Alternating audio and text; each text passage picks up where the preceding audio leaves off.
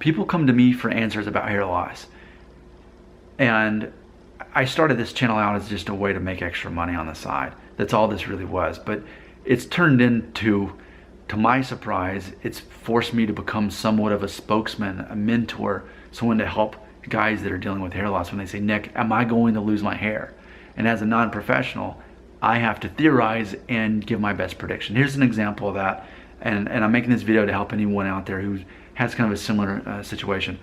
I made a video called A Barber's Definition of Balding versus what many of us actually think.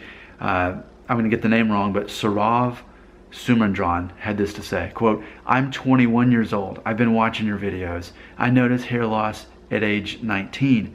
Currently, hairline has receded quite a bit. Small percentage of my shedding hair is very thin and fine, but in direct observation, I can't notice thinning. My father and grandfather don't have any baldness. Am I going bald? Does slight thinning all across, is that a problem? End quote. So in general, I've got so many guys in their late teens and early 20s asking me if they're going to go bald. And a lot of you have been emailing me. And you'll tell me similar things like this. You'll provide what you believe is evidence proving that you're going to lose your hair or you're not. And then you're wanting me to give an answer on that. So I'm making this video as a general response to that. Not to discourage you from emailing me, but ultimately let you know what I'm probably going to say. So here's what I'm going to say. It's easy, like our friend here, to look at certain changes going on in his hairline and think, oh no, am I losing my hair? Especially at that age, you know, late teens, early 20s. You know, what could easily be happening is you're going from a juvenile hairline maybe straight to a Norwood 2, maybe with a hint of thinning, and then it could stay that way the rest of your life. It could.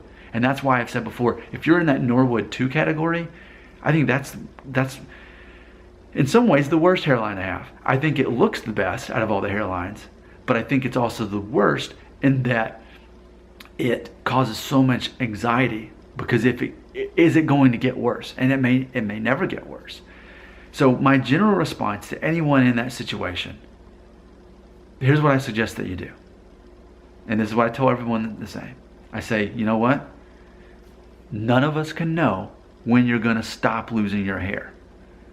It's one thing to experience some changes as you get older with the hairline. It doesn't necessarily mean that you're going to go bald. You very well could be.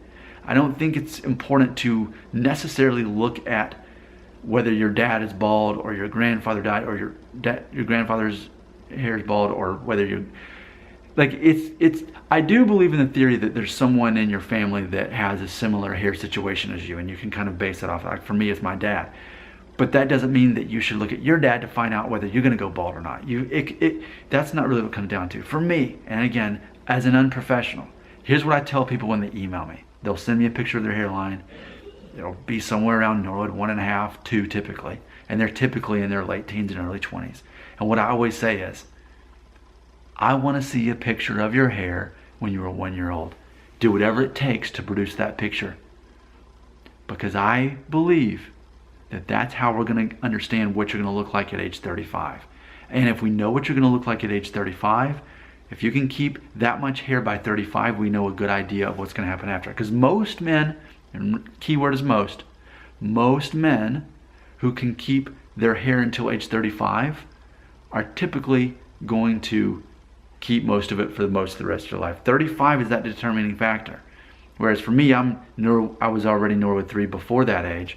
That tells me I'm gonna lose my hair. Maybe not all of it by the time I'm 50, but I'm going to be a guy who loses my hair. I believe if you can keep a Norwood 2 by the time you're still 35, then that's going to be a good projection of how long you're going to keep your hair.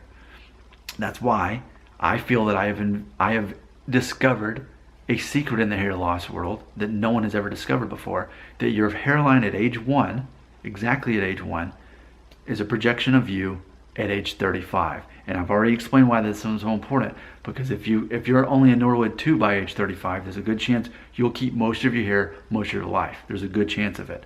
So it's very important to see these patterns, which I've discovered and I'm sharing with you now. Okay? I feel that this is an 80% thing. I think that 80% of the people who look at that picture of themselves at 1 year old, that this is actually a great projection of them at 35. I don't think it's 100%. I think it's an 80%.